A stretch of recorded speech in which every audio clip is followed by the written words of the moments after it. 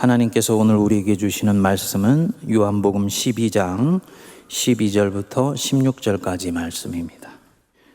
그 이튿날에는 명절에 온 큰 무리가 예수께서 예루살렘으로 오신다는 것을 듣고 종려나무 가지를 가지고 맞으러 나가 외치되 호산나 찬송하리로다 주의 이름으로 오시는 이 곧 이스라엘의 왕이시여 하더라. 예수는 한 어린 나귀를 보고 타시니 이는 기록된 바 시온에 따라 두려워하지 말라. 보라 너의 왕이 나귀 새끼를 타고 오신다 함과 같더라. 제자들은 처음에 이 일을 깨닫지 못하였다가 예수께서 영광을 얻으신 후에야 이것이 예수께 대하여 기록된 것임과 사람들이 예수께 이같이 한 것임이 생각났더라. 아멘. 어느 교회에서 주일학교 직관으로 종려주일 성극을 하게 되었습니다. 그런데 이날 성극에는 흔히 하는 종려주일에 맞는 배역 외에 한 독특한 배역을 추가로 선정을 하게 되었습니다. 예루살렘으로 입성하시는 예수님과 그 제자들을 앞에서 십자가를 들고 이렇게 인도하는 배역을 하나 정하게 된 것입니다. 연극이 시작이 되어서 호산나 호산나 하면서 한참 극이 아주 성대하게 잔치처럼 진행이 되는데 십자가를 들고 예수님 앞을 이끌고 가던 이 아이가 갑자기 무대 한복판에서 멈춰 섰습니다. 그리고는 아주 난감한 표정을 짓더니 뒤에 있는 선생님에게 물은 거예요. 선생님은 빨리 움직여야지, 빨리 걸어가야지 하는데 이 아이가 선생님에게 선생님, 그런데 제가 어떤 표정을 지어야 하는데요? 슬픈 표정을 지어야 합니까? 기쁜 표정을 지어야 합니까? 이 아이의 말을 듣고 좌중 전체가 한바탕 웃고는 이 아이의 처지가 이해가 된 듯이 고개를 끄덕거리면서 숙연해졌습니다. 성도님들, 오늘이 고난주간이 시작되는 종려주일인데 이 아이가 했던 질문을 우리 성도님들에게 돌려드리고 싶습니다. 종려주일에 우리가 기뻐해야 되는 날입니까? 슬퍼해야 되는 날입니까? 2000년 전 예수님이 3년간의 공생애를 마무리하시고 이제 우리의 죄를 사하시고 우리를 죄의 권세로부터 노임받게 하시기 위해서 십자가를 지실 때가 됐죠? 그리고 그 십자가를 지시고 죽으러 들어가신 예루살렘, 거기로 들어가신 날이 오늘 이 날입니다.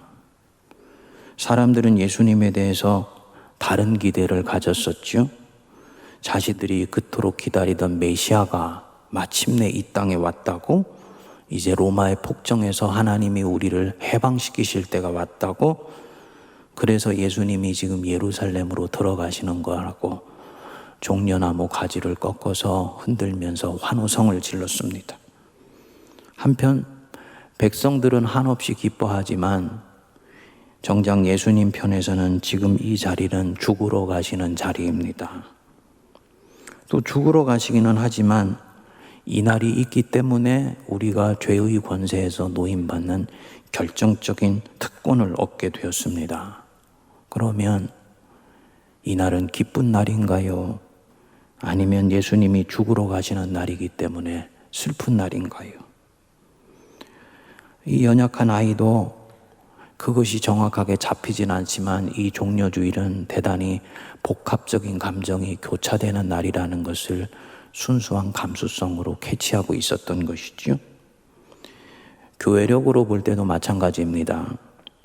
종려주일 자체로 보면 표면적으로는 기쁨과 찬양이 넘치는 날이지만 이날은 고난주간이 시작되는 날입니다. 그래서 예수님이 당하신 그 고난을 묵상하는 날입니다. 하지만 또 종려주일의 영적 분위기를 확실히 자리매김하는데 힘든 더 깊은 이유가 있습니다. 그 뒤에 일어난 일로 인해서 이날에 가졌던 사람들의 분위기가 급속히 반전이 일어난 것입니다. 종려나무 가지를 꺾어서 예수님을 환영했던 사람들이 정확히 일주일도 채 가기 전에 예수님에 대해서 전혀 상반된 행동을 합니다. 빌라도가 재판을 할 때 십자가에 못 박으라 외쳤습니다. 그렇게 해서 주님을 십자가에 못 박아 놓고도 무엇인가 성이 들찼는지 하나님의 아들이거든 십자가 와서 내려와 봐 조롱하고 침뱉지요. 도대체 오늘부터 며칠 동안에 무슨 일이 이들에게 일어난 것일까요? 이들은 자신들이 환호하면서 기대했던 예수님에게 실망한 것입니다. 성전에 들어가자마자 자신들이 그토록 신성시 여기는 성전을 뒤집어 엎으시고 자신들의 정신적인 지주와 같은 사두개인들과 바리새인들과 논쟁을 했습니다. 우리가 기도했던 대로가 아닌데, 기대했던 분이 아니네 하고 고개를 갸우뚱거리는데 소문이 들려왔지요. 메시아인 줄 알았던 그분이 제사장에게 붙들려 갔다는 얘기를 듣습니다. 에이, 그럴 리가. 메시아를 누가 잡아가. 그분이 어떤 분인데 무리를 거르시고 죽은 자를 살리시고 보리떡 5개와 물고기 2마리로 5,000명을 먹이시는 분인데 그분이 그 썩은 동아줄과 같은 그런 동아줄에 묶여서 잡혀갔단 말이야. 생각하고는 잡혀갔다는 대제사장 가야바의 집에 가보았지요. 그랬더니 정말 메시아가 아무 힘도 없고 아무 권세도 없이 너무너무나 초라하게 묶여서 온갖 고초를 다 겪고 있는 것입니다. 이들 마음이 어떠했을까요? 이 예수님 보면서 불쌍하다는 마음이 들었을까요? 아니지요. 속았다는 생각이 들어왔겠지요. 그리고 결정적으로는 비록 자신들이 힘이 없어서 지금 굴복하고 있지만 그 원수 나라인 로마의 총독에게 무력하게 저항 한번 해보지도 않고 사형 선고를 받고 끌려가는 것을 보고는 이들은 마침내 확신하게 됩니다. 저자가 우리를 속였다. 저자는 거짓 선지자고 거짓 메시아였어. 여태까지 가졌던 기대가 실망을 넘어서 분노로 바뀌게 됩니다. 그래서 이 종려주일에 뿜어냈던 모든 소망은 물거품처럼 사라져버리고 거짓 선지자에게 철저하게 속았다는 마음에 예수님을 향해서 분노를 쏟게 되는 거지요. 십자가에 못 박아라. 목청을 높인 이유가 여기 있습니다. 네가 진정 하나님의 아들이거든 그 십자가에서 한번 내려와 봐라. 조롱하면서도 자신들 안에 남아있던 그 마지막 미련을 한번 테스트해보는 것입니다. 만일에 부활이 없었다면 이들이 이 며칠 동안에 가졌던 감정은 정당한 것이 되었을 것입니다. 하지만 아니었습니다. 그렇게 십자가에 못 박아서 죽으셨던 예수님이 약속하신 대로 3일 만에 부활하셨습니다. 그래서 이 종려나무 주일에 예수님을 맞이했던 이 사람들 마음이 얼마나 얄팍한지, 얼마나 진실을 있는 그대로 보지를 못하는지, 그리고 무엇보다도 자신들이 가지고 있는 기대와 하나님의 뜻이 어긋나는 것 같을 때 얼마나 하나님을 야멸차게 저버리게 되는지 이것을 똑똑히 드러내 보여준 것입니다. 놀라운 것은 그렇게 하고도 이들은 자신들이 하나님의 뜻대로 살았다고 확신한 것입니다. 자신들을 보고 있지를 못한 것이지요. 만일에 부활이 없었다면 이들은 계속 그렇게 믿고 살았을 것입니다. 성도님들, 2000년 전에 호산나 호산나고 외쳤던 이 군중이 가지고 있는 이 심리의 움직임이 바로 우리 속에 있는 마음 아닙니까? 인생에 대해서 우리는 하나님에 대한 기대를 마음껏 뿜어낼 때가 있습니다. 그분이 정말 능력 많으신 분인 것처럼 생각될 때, 그리고 내가 그분이 절박하게 필요할 때, 이때는 이 무리들처럼 호산나 호산나고 외치고 환영합니다. 그런데 어느 날부터인가 그분이 내가 원하는 대로 움직여 주시지를 않는 거예요. 인도해 주신다고 약속하셨는데 생은 오히려 자꾸 꼬여가는 것 같고 원치 않는 방향으로 이끌려져 가는 것 같습니다. 그럴 때 우리가 얼마나 낙심합니까? 갈등하고 그리고 힘들어하고 밖으로 표현은 하고 있지 않지만 하나님에 대해서 얼마나 우리가 의심합니까? 이 종려주일은 인간이 하나님에 대해서 혹은 무엇인가에 대해서 뿜어내는 기대가 얼마나 표층적인 것인지, 얼마나 깊은 곳까지 들여다보면서 반응하지 못하고 있는 것인지를 보여줍니다. 심지어는 자기가 지금 무엇을 기대하면서 부르짖고 있는지도 알지 못한 채 밖으로 자기의 마음을 표현합니다. 정말 우리가 자존심이 상해서 인정하고 싶지 않아서 그렇지 사실이에요. 그런데 이런 내 영혼의 실상을 정직하게 들여다보고 내 자신이 이런 마음을 가졌다는 것을 인정할 수 있을 때야 이 사람은 비로소 하나님을 바르게 볼 수 있고 예수님을 끝까지 따르기 시작하게 됩니다. 자신에게 절망해 본 적이 없는 사람, 내 영혼 밑바닥에 있는 이 바닥의 실체를 들여다본 적이 없는 사람은 예수님을 끝까지 따라갈 수가 없습니다. 왜냐하면 그분은 내가 원하는 대로 움직여 주시는 분이 아니에요. 내가 아직 내 자신에 대해서 절망해 보지 않은 가운데서 예수님을 따르고 있다. 죄송하지만 그분은 자기가 원하는 만큼만 따라갈 것입니다. 자기가 원하는 방식으로 따라갑니다. 좀 야멸차 보이실 수도 있습니다만 그것은 따름이 아닙니다. 이 종려주일에 환호성 쳤다가 자기 원하는 대로 안 움직여 주신다고 예수님 못 받고 그리고 난 뒤에 그 부활하신 예수님을 이 사람들이 만났죠. 이들이 진정으로 정직하게 반응한다면 어떻게 반응해야 되겠습니까? 예수님, 그때 우리가 예수님이 어떤 분이신지를 진짜 몰랐습니다. 주님이 이런 우리에 대해서 뭐라고 말씀을 하실까요? 그렇기 때문에 너희들 안에 나를 보는 그 자아, 나를 바라보는 아주 고집되고 완고한 그 자아, 그것이 먼저 박살이 나야 된다. 자아가 먼저 죽어야 된다. 그래야 다시 사는 것이다. 말씀하실 것입니다.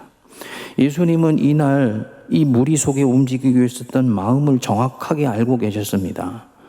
그래서 요한복음 12장 24절을 보시면 내가 진실로 진실로 너희에게 이르노니 한 알의 밀이 땅에 떨어져 죽지 아니하면 한 알 그대로 있게 되는 것이다. 천부께서는 너희들의 인생에 수없이 많은 열매와 결실을 주시려고 이 땅에 너희들을 보내주셨는데 너희들은 생명이 땅에 떨어지지만 죽지 아니하고 완고한 자아는 그대로 움켜쥐고 살고 있으니 너희들은 한 알 그대로 있는 것이다. 너희들의 자아가 죽어야 많은 열매를 맺느니라 라고 말씀하시는 것입니다. 솔직히 자아가 죽어야 열매를 맺는데 우리 자아는 펄펄 살아 있습니다. 적어도 근대에 이르기 전까지, 중세까지는요, 성도들이 문제가 많았지만 이때까지만 하더라도 한 사람의 인생에서 가장 소중한 신앙의 덕목이 뭐냐? 겸손이었습니다. 겸손. 오늘날 교회 안에서 겸손은 덕목이 아니에요. 왜냐? 세상이 우리를 그렇게 가르치지 않기 때문입니다. 자신을 끊임없이 살게 만들고 자아를 엄청나게 존중을 하고 그리고 어떻게든지 주체가 되고 중심이 돼서 내 인생을 살아야 된다라고 끊임없이 가르치는 세계 속에 살고 있기 때문에 성도들도 신앙을 바로 그 앵글에서 바라봅니다. 그러니까 내가 주체가 된 인생 속에서 이 하나님은 영원히 객이 되고 손님이 되실 수밖에 없는 것이지요. 하나님이 나의 하나님이라고 얘기는 하지만 사실은 내가 필요할 때만 그 하나님이 하나님이에요. 그렇지 않은 경우는 언제든지 나는 내 인생의 건너방에 하나님을 밀쳐놓고 필요할 때만 찾습니다. 그러니까 실상은 하나님이 진정으로 내 인생에서 마음껏 하시려고 하시는 일들을 내가 따라갈 수가 없고 하나님이 역사하실 수 있는 이 공간을 내 인생에 만들어 놓지를 않는 것입니다.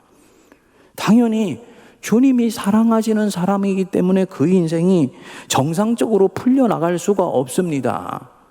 그런데 우리는 이런 삶에 대해서 불평이 가득하고 그런 가운데서 영혼은 서서히 메말라 갑니다. 하나님이 나를 돌보시지 않는다고 생각을 하는 거지요. 정말 그럴까요?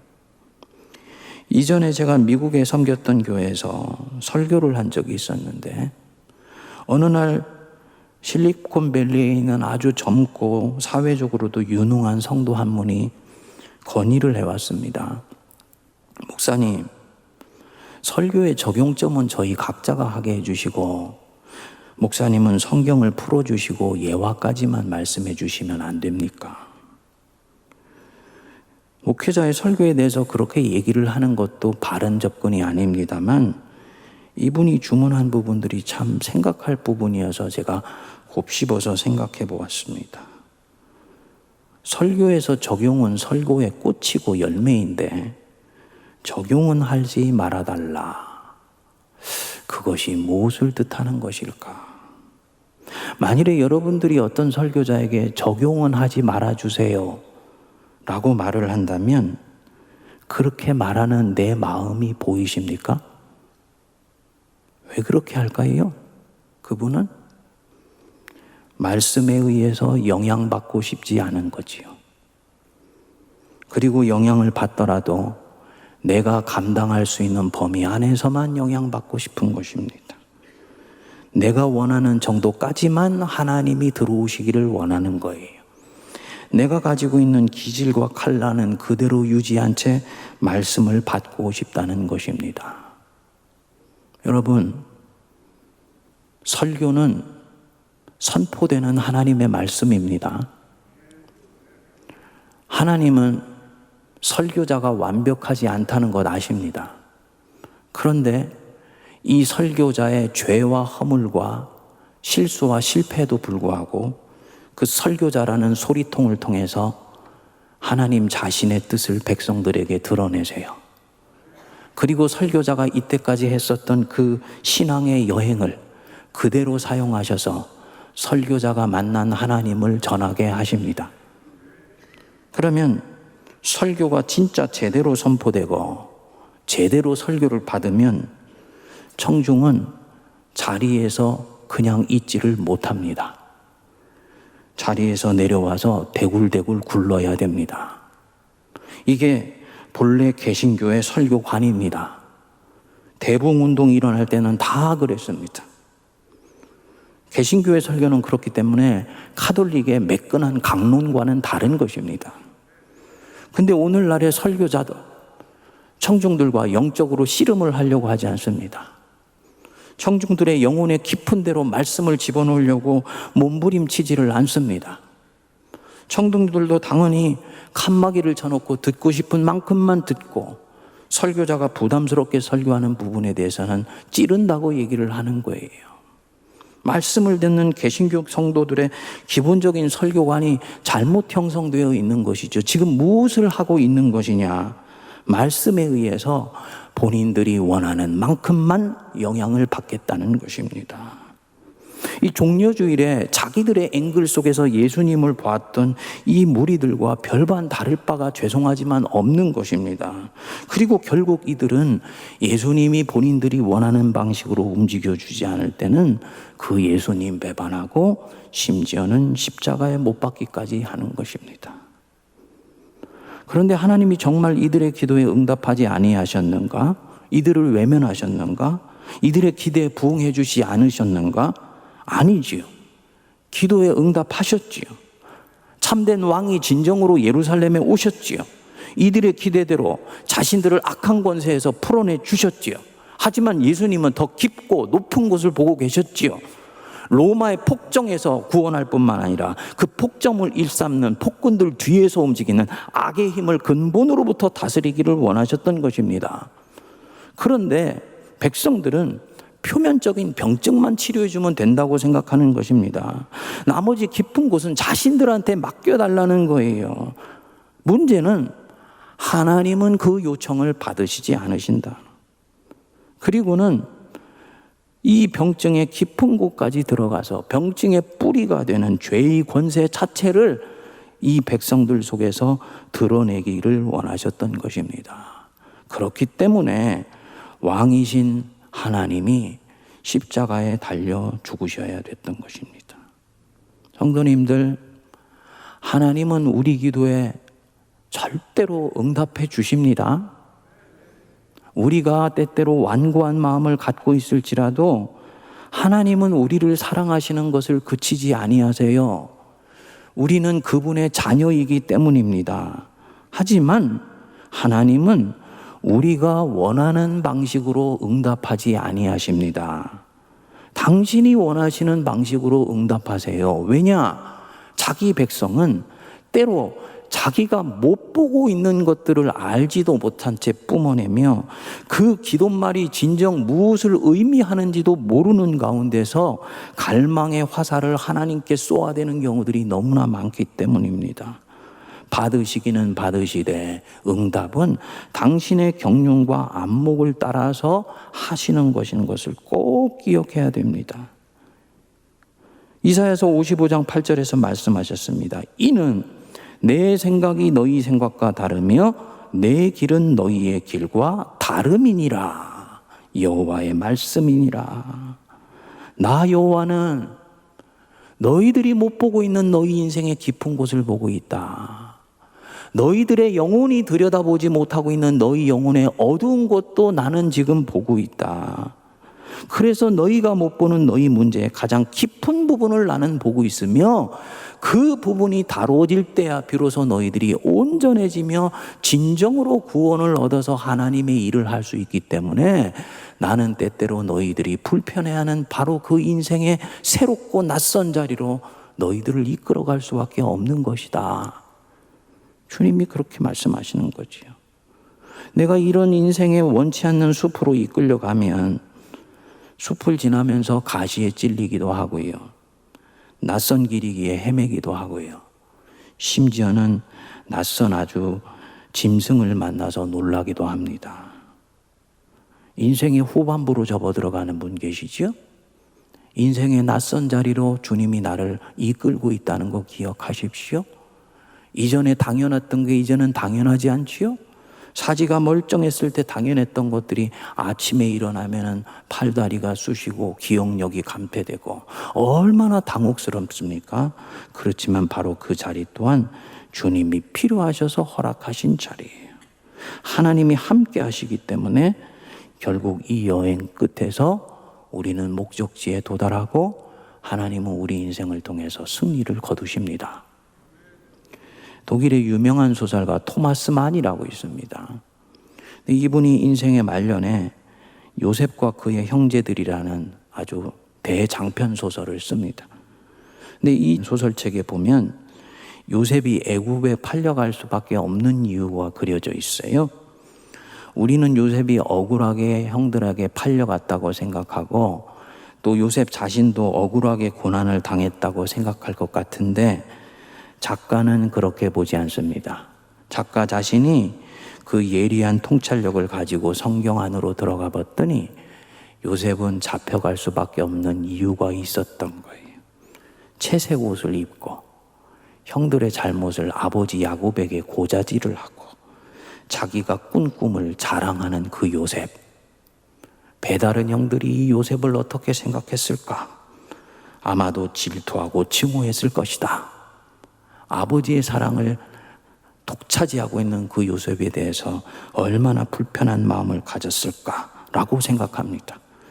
그리고 요셉이 자기들에게 왔을 때 그 채색 옷을 찢고 그를 구덩이에 던져 넣습니다. 그런데 요셉은 그 형들의 짐승같이 일그러진 얼굴과 증오에 찬 눈빛을 처음에 너무 당혹스러워했다라고 이 소설책은 그려냅니다. 황당해했다는 거예요. 형들이 왜 저러지? 라고 생각했다는 것입니다. 그런데 그 구덩이 안에서 자기가 살았던 삶을 찬찬히 돌이켜보면서 형들의 증오를 비로소 이해하게 되는 것입니다. 그리고 자신이 후회했다고 얘기를 해요. 자기가 여기에 떨어진 데 이유가 있었다는 것을 알고 그 구덩이 속에 떨어진 자기 인생을 수용하는 것입니다. 근데 놀라운 것은 구덩이 속에 떨어졌을 때야 이런 자신의 모습이 보이기 시작했다는 것이지요. 그리고 먼 시일이 지나서 애굽에서 노예 생활을 하면서 이 낯설고 깊은 인생의 숲을 헤쳐나가게 됩니다. 그리고 형들 앞에 섰을 때 자기의 마음을 또 한 번 목격하게 됩니다. 형들에 대해서 잘난 척할 수 있는 처지에 서게 됐는데도 그런 마음은 사라지고 형들을 긍휼히 여기는 마음을 가진 자기를 보게 되는 거예요. 자신은 자유한데 형들이 자신들의 잘못 때문에 묶여있는 것을 보고 불쌍히 여기는 마음을 갖게 됩니다. 그리고 그때 토마스만이 보고 있는 요셉은 깨닫게 돼요. 하나님이 바로 이런 나를 빚으시려고 나를 인생의 깊은 숲과 낯선 자리로 떠밀어 내신 것이었구나. 그래서 이 요셉에게 볕단이 고개를 숙였다는 것은 이 낯선 자리로 오기 전까지는 권력의 문제이고 힘의 문제이고 형들이 내게 고개를 숙인다라는 그런 문제였는데 그것이 아니고 자유인 앞에 고개를 숙인 종의 모습이었다라는 것을 알게 되는 거지요. 하나님이 이렇게 해서 꿈을 이루셨다는 것을 깨닫게 됩니다. 뭘 말합니까? 요셉 또한 자기가 자기 영혼의 깊은 곳을 볼 수가 없기 때문에 자기 영혼의 어두운 곳을 볼 수가 없었기 때문에 그 탁월한 지혜와 총명 때문에 오히려 자기 그 섀도우 사이드를 비껴 지나간 것 때문에 하나님은 그것을 보고 다루시려고 익숙한 삶의 자리로부터 뽑아내어서 낯설고 어두침침해 보이는 그 인생의 숲으로 자기를 밀어넣으셨다는 것입니다. 그래서 결국은 하나님은 이 요셉을 통해 하나님의 일을 이루신 것이다. 성도님들, 주님이 여러분들을 지금 깊은 곳으로 이끌어 들이시고 있습니까? 한 번도 가보지 않은 걸음을 지금 걷고 계십니까? 이끄시는 걸음이 주님이 이끄시는 걸음 맞다 싶으면 그 걸음에 내 자신을 내어 맡겨드리시기 바랍니다. 내가 원하는 방향으로 풀려나가지 않는다고 해서 조바심 치는 그 믿음으로는 지금의 이 낯선 걸음을 절대로 감당할 수가 없습니다. 사실 주님은 이 속에서 요셉을 다루셨듯이 나를 다루시고 있을 것입니다. 네 완고한 자아가 좀 깨져야 되겠다. 너는 안전한 가운데 있을 때는 절대로 변화되려고 하지 않잖아. 내가 네 인생의 판을 흔들어서 네 인생을 당분간 불편하게 하여서 네 완고하고 그 아집스러운 자아가 깨지며 말랑말랑한 네 마음의 밭에 예수가 들어갈 수 있게 되기를 바랍니다. 예수님이 자아가 깨지고 거듭난 베드로에게 말씀하셨지요. 내가 진실로 진실로 너희에게 이르노니 네가 젊어서는 스스로 띠띠고 원하는 곳으로 다녔다. 스스로 띠띠고 원하는 곳으로 다녔다. 우리가 추구하고 우리가 갖고 싶어하는 그런 삶 아닙니까? 성도님들 중에 저를 아끼는 분들이 그렇게 기도한다고 그러대요. 목사님이 우리 세몬 안에서 행복한 목회 하실 날이 오기를 늘 기도합니다. 근데 어느 날요, 그 행복한 목회가 뭘까? 생각해 봤어요. 여러분, 그 기회도 너무 감사해요. 근데 목회자에게 행복한 목회가 뭡니까? 목회자 마음대로 하는 게 행복한 목회입니까? 목회자가 한 말 탁 하면 성도들과 장로님들이 일사불란하게 움직이는 거, 그게 행복한 목회입니까? 근데 여기서 이게 꼭 젊어서는 스스로 띠뛰고 원하는 곳으로 다니는 것과 똑같은 모양이에요. 진정으로 목회자에게는 행복한 목회가 중요한 것이 아니고 뭐냐면 하나님의 뜻을 이루는 목회가 소중한 목회입니다. 하나님의 뜻을 이루는 목회는요, 지금까지 제가 걸어온 이 믿음의 걸음을 통해서 보면 내가 원하는 곳으로 다니는 것이 아니더라고요.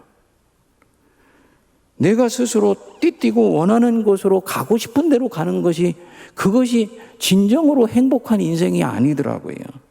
그것은 젊었을 때 내가 가질 수 있었던, 소위 세상의 행복을 쫓아가는 사람들이 내게 주어졌던 그릇된 행복관이고 세계관의 산물이지, 신앙의 본질 속에서 내게 하나님이 하시려고 하는 말씀이 아니었습니다.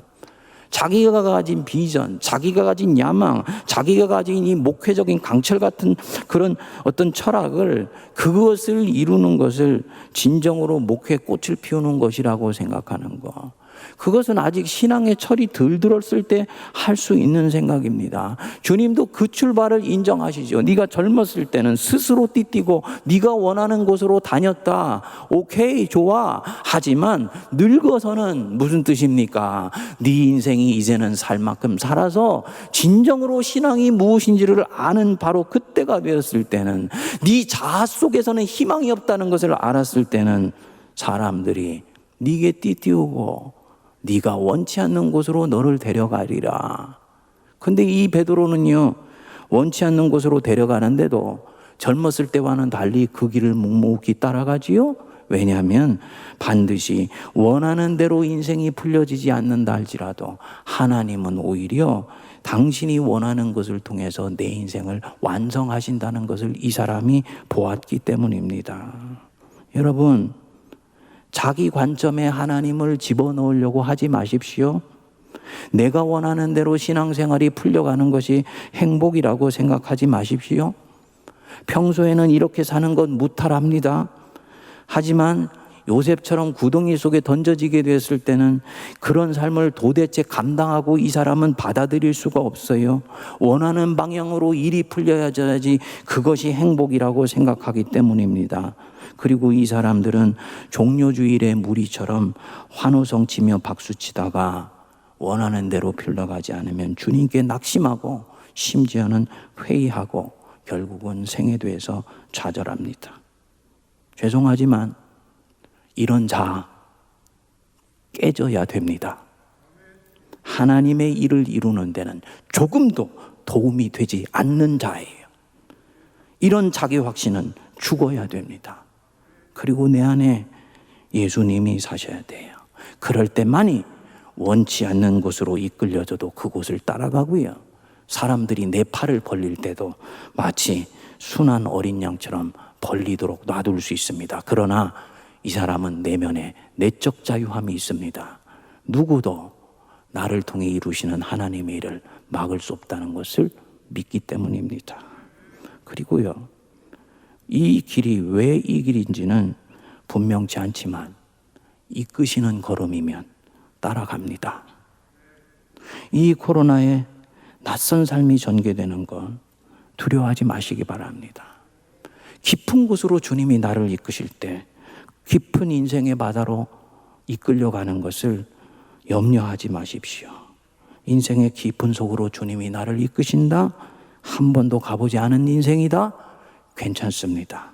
이끄시는 분이 하나님이신 것만 틀림없으면 그는 요셉처럼 결국 이끌려갈 것이고, 하나님은 요셉을 통해 이루셨듯이 내 인생에 정하신 뜻을 반드시 이루십니다. 결정적인 믿음의 관건은 무엇이냐? 결국은 순종에 있는 것이다. 우리 예수님이 말씀하셨지요. 요한복음 12장 26절에 보면 사람이 나를 섬기려면 나를 따르라. 나 있는 곳에 나를 섬기는 자도 거기 있으리니 사람이 나를 섬기면 내 아버지께서 그를 귀하게 여기시리라. 주님 섬기기 원하시면 주님 따르셔야 됩니다. 주님을 따르는데 가장 걸림돌이 되는 것은 환경도 여건도 아니고 요셉 자신도 보지 못했던 자기 자신 속에 완고한 자아라는 것을 빨리 깨달아야 됩니다. 그건 내려놓고 주님 따르는, 그래서 주님 섬겨 하나님께 귀한 자라고 여김받는 우리 모두가 되기를 바랍니다. 기도하겠습니다. 거룩하신 하나님 아버지, 한 알의 밀이 땅에 떨어져 죽지 아니하면 한 알 그대로 있는데 죽지 않으려고 하고 주님은 바람을 불어 넘어뜨리시려고 하는데 한사코 버티려고 하며 주님은 자아를 꺾고 분지러뜨려 내 안에 하나님의 영으로 충만케 채우시려고 하는데 한사코 완고한 자를 붙들고 사는 우리를 긍휼히 여겨 주옵소서. 이스라엘 호산나 외쳤던 백성들이 바로 내 자신인 것을 깨달아 알게 하시고 주님 이때로 내가 원치 않는 방향으로 나를 이끄실 때에도 순종하며 따라가며 그 속에서 하나님의 일을 보고 찬양하는 저희들 되게 하옵소서. 예수님 이름으로 기도하옵나이다. 아멘.